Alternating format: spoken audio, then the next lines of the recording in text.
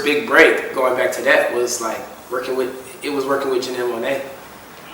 So you know about Janelle Monáe, right? Yeah. Yeah, so she actually had a music video, you know, the tightrope music video. I'm still dipping on it. See, I'm not walking on it or trying to run around it. This ain't no acrobatics. You either follow or you lead. Yeah, I'm talking about you. I choreographed that with Ladia Yates, and that's just because she was looking for dancers that was on that feel and the same vibe as her, that James Brown, kind of Michael Jackson, you know, really old school, but not so old, like modernized way. And she ran into Memphis Jookin on the internet and just thought it was incredible. The footwork, all of it matched her style, and everything he was doing.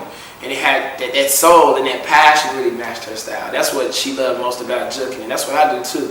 It's just that passion that we have in it, you know, because it's everything we are.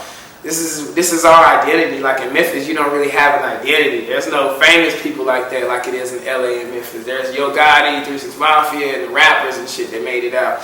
You know, luckily, you know, not just by, you know, what they was doing, but by luck as well. By her as an artist. How was that experience?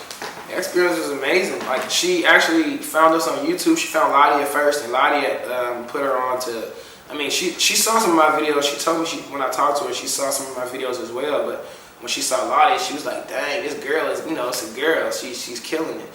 So Ladia brought me up again, and she was like, yeah, I saw some of his videos too. I wanted to, she started talking to Ladia Yates first, and it was like, I wanted to, you know, I want to link up with you and Lil Buck and whoever else, you know, that's really good. Maybe like 2 more people. And so put on one of me and Ladia's mentors, one of the people who taught me, Dr. Rico Flake. We call him Dr. Rico. He's like a doctor of dance. He can tell you anything about it. He can dissect dance to like a freaking science. The guy's a scientist when it comes to this shit.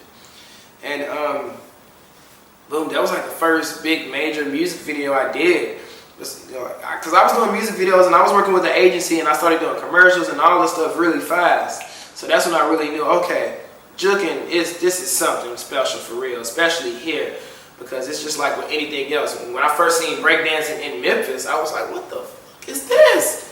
Motherfuckers are spinning on their heads in Memphis? I never seen this in person like that. But then, you know what I'm saying? So that's how they were when they actually saw Jookin in LA for the first time. Motherfuckers spin on their toes like this, sliding, better than Michael Jackson or this and that, and whoop-de-whoop. And so I spread it like a wildfire out there in LA. And, you know, dance is a community, it's the language, you know, and she was understanding our language when she was watching our videos, and she knew that we was on the same page already. So she flew us out to Atlanta. We met up with her herself in her house and her place at the, you know, at the Wonderland Art Society is what she called it. And it was just magical, bro. Like, all these moves are just like, I knew they were all blessings, and I knew it was like, just from me being the way I was always a good person and respectable, and just like always passionate and driven them out. You know, I was always just efficient and very focused on getting Jookin out. Working with Janelle, man, it really just helped out because like she trusted us to choreograph that music video for the tightrope, and we all worked together on that music video. We all had a lot to do with the choreography, me, Rico, and Ladia, and ended up, next thing you know, being nominated for it. The MTV Music Award for Best Choreography, you know what I'm saying? And that was one of the crazy moments. Lady Gaga won that shit, but at the same time, it was like still, like, it said the choreography influenced by the Memphis community, you know what I'm saying? She didn't just, and we loved that more than them just saying choreography by Ladia Yates, Lil Buck, and all this stuff, which was kind of, you know, probably wouldn't happen anyways, because usually there's one choreographer that gets the credit for like certain music videos, which I found out later. And it's not like a shout out thing, you know. BET not gonna be like, you know, music video choreographed by Lil Buck, John Bugs, this and that, whoever, you know, whoever did it.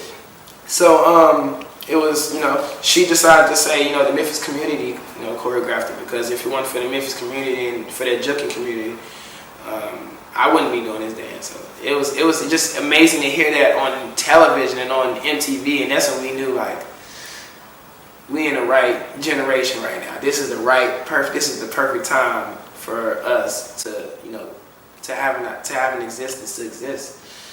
Because, you know, in Memphis, you feel like, a lot of times you feel like you don't exist. You know, you feel like, you know, a lot of people in the hood, and a lot of people can relate all over in different places. Even out here, man, you feel like the government doesn't, you know what's going on. There's hoods in Paris and Le Bosque I've been to where, you know, the government actually left everything, you know. So it's like a lot of people, you know, there's different, all around the world, there's a lot of people who feel like they don't have an existence. And you know, through Jookin and through the dance, and I'm telling you, whoever's watching this, through the art, you can find your existence, you can find yourself.